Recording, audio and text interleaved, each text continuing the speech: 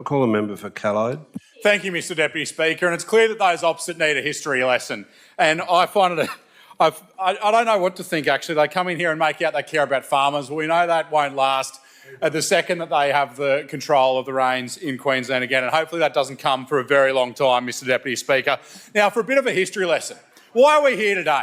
Why are we here? Well, let's go back to the Beattie and Bligh governments who were pushing this development in the first place, who were steamrolling landholders, and it took an LNP government under Deputy Premier Assini at the time and Resources Minister Andrew Cripps to fix their mess by bringing in not only the RPI Act that they're very fixated on tonight all of a sudden, that was LNP policy brought to this parliament, and of course the Gasfields Commission. The Gasfields Commission set up to deal with the coexistence or complete lack thereof that was driven by those opposite who drew a huge wedge through the communities that I now represent, Mr Deputy Speaker.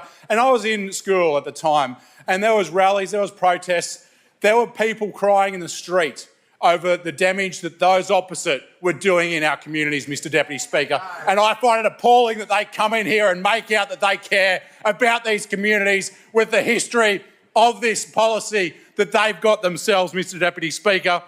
And when it comes to subsidence and the Condamine alluvium, I know that those opposite are being very fixated on one part of the bill. And yes, it's an important part of the bill, and I appreciate the feedback and the work that the committee's done on the Condamine alluvium. But the bill at large, when you look at the great work that has been done, fixing subsidence. Now, I'm an ideological property rights purist, if I can be, and that's my default, Mr Deputy Speaker. One of the key reasons I am here is my defence of property rights, and time and again I go and defend property rights. And you want to see some great work in improving property rights when it comes to the coexistence issues and the competing property rights between the resource sector and the primary industry sector. Well, look no further than the changes we're making here to property rights in regards to subsidence on the Condamine alluvium.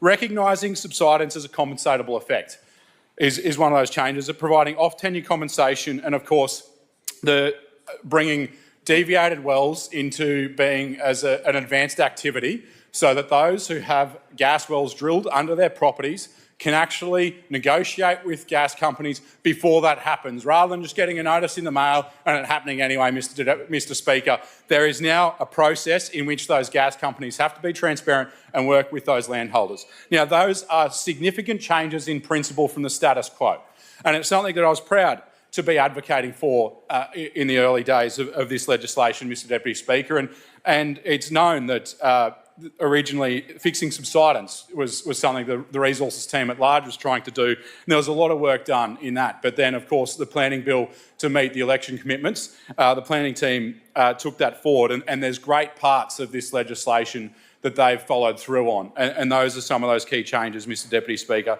and that's why there is a majority of support for a lot of the changes in this. But now, of course, the changes or the parts of the bill there was concerns with, we're now here to fix. But this is important legislation that rights the wrongs of the past, Mr Speaker. And I do want to commend the member for Condamine for his advocacy for those communities in making sure that this is followed through on and that we're getting the changes that the community wants. And I will just say it's incredibly hard to get the balance right, especially when you factor in the history from those opposite. When they botched the subsidence bill that they brought here, and we have a bill, yes, we're making amendments, but we didn't have to pull a whole section of a bill out and abandon it. And that's what those opposite had to do because of how much they botched the work they did. And if you want to talk about a lack of consultation and want to look at the bad legislation, then look no further than that, because this is an incredibly complex issue and it's highly technical.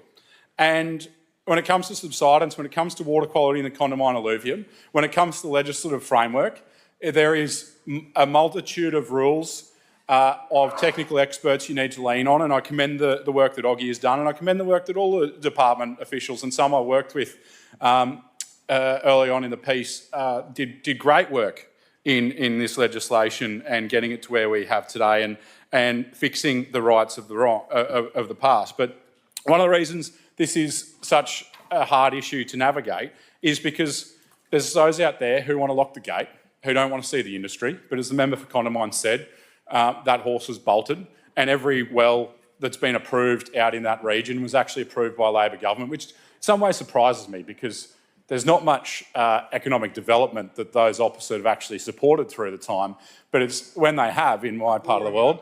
Member for Callide, I hate to interrupt you, but it being 5:30, I would ask that you move the debate be now adjourned. I move that the debate be now adjourned.